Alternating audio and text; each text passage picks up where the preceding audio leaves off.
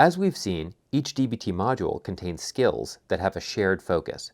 However, the power of the skills is most pronounced when they're combined, often across modules. We call combining skills in this way skill stacking.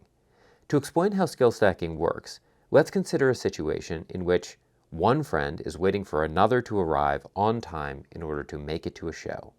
Pedro made plans with his best friend Alexis to see his favorite artist of all time in concert.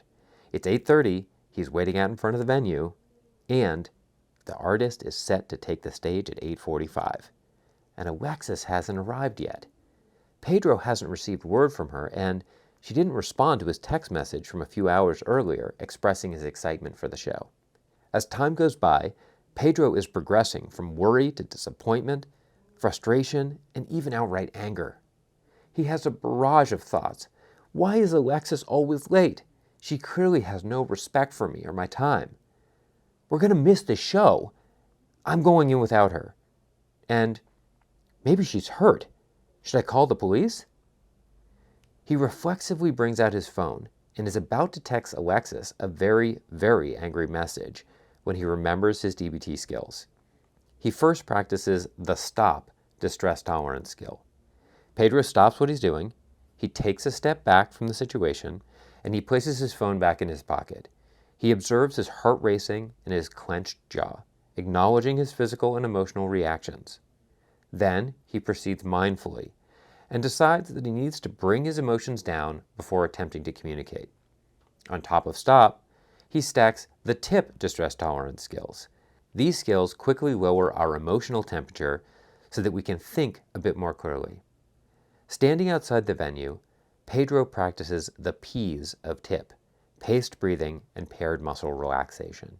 Having effectively lowered the intensity of his emotions, Pedro is ready to stack on a mindfulness what skill called observe to help him non-judgmentally notice what urges he's feeling.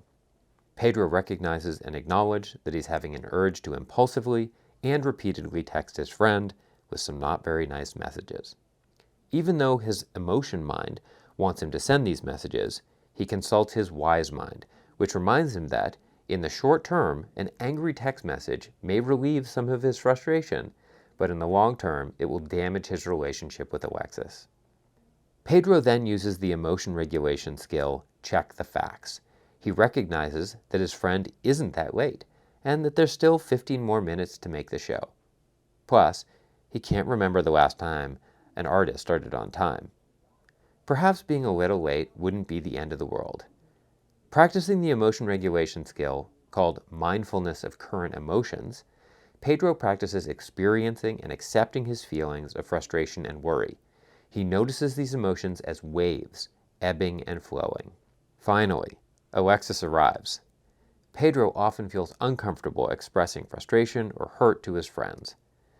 While Alexis has been late to many events with Pedro, he hasn't once mentioned his disappointment to her. Initially, Pedro has the urge to avoid the conversation and pretend like Alexis was on time, but he decides to use the emotion regulation skill opposite action to address the issue now, rather than letting it simmer below the surface.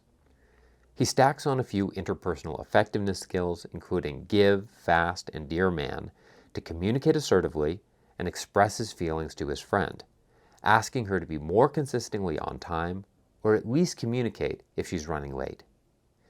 The interaction goes surprisingly well, and Pedro learns that his friend has been dealing with some personal issues of her own. It turns out Alexis was feeling a lot of anxiety about attending a show at such a large venue, and was having difficulty leaving her house. Pedro uses this opportunity to tell his friend about DBT skills and how much they've helped him. The prospect of sharing DBT with his friend gets Pedro really excited as they head into the venue. In this story, you can see how DBT skills are like building blocks that can be combined and stacked to promote effective interactions and behaviors. Well done, Pedro. You transformed a stressful situation into an opportunity for growth and connection.